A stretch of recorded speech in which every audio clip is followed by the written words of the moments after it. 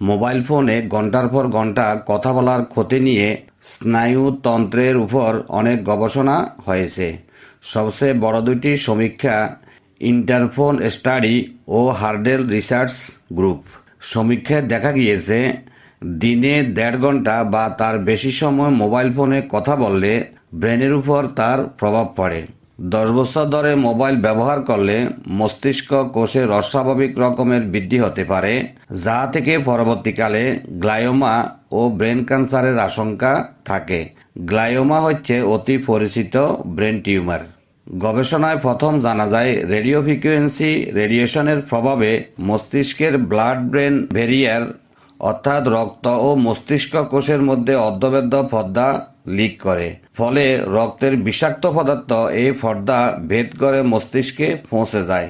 Radio ফ্রিকোয়েন্সির কারণে মস্তিষ্কের কোষের ক্ষতি হয়। 30 মিনিটের বেশি মোবাইলে কথা বললে মস্তিষ্কের কাজের ক্ষমতা কমে যায়। মস্তিষ্কের মধ্যে রক্ত প্রবাহেও প্রভাব ফেলে রেডিও ফ্রিকোয়েন্সি। সবচেয়ে বড় ক্ষতি হচ্ছে নতুন প্রজন্মের অতিরিক্ত মোবাইল ব্যবহারের জন্য স্মৃতিশক্তি কমছে কম বয়সীদের। মোবাইল ফোনে ঘন্টার পর ঘন্টা কথা বললে পিটুইটারি গ্ল্যান্ডে ক্যান্সারের ফলে তা থেকে গুরুত্বপূর্ণ হরমোন ক্ষরণ বিঘ্নিত হয়, যার পার্শ্ব প্রতিক্রিয়ায় দেহের বৃদ্ধি ও অন্যান্য গুরুত্বপূর্ণ কাজ ব্যাহত হয়।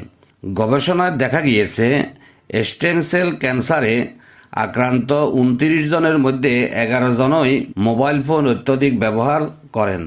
অত্যধিক মোবাইলের ব্যবহারে শুক্রাণুর ক্ষতি, পুরুষের বন্ধ্যাত্ব, মহিলাদের গর্ভপাতের সম্ভাবনা বাড়ে, শিশুদের ক্যান্সার, ঘুমের সমস্যা, স্মৃতিশক্তি হ্রাস, আত্মহত্যার প্রবণতা, হৃদরোগ, শরীরের রোগ প্রতিরোধ শক্তি কমে যাওয়া, শ্রবণ শক্তি কমে যাওয়া ইত্যাদি ক্ষতি হতে পারে।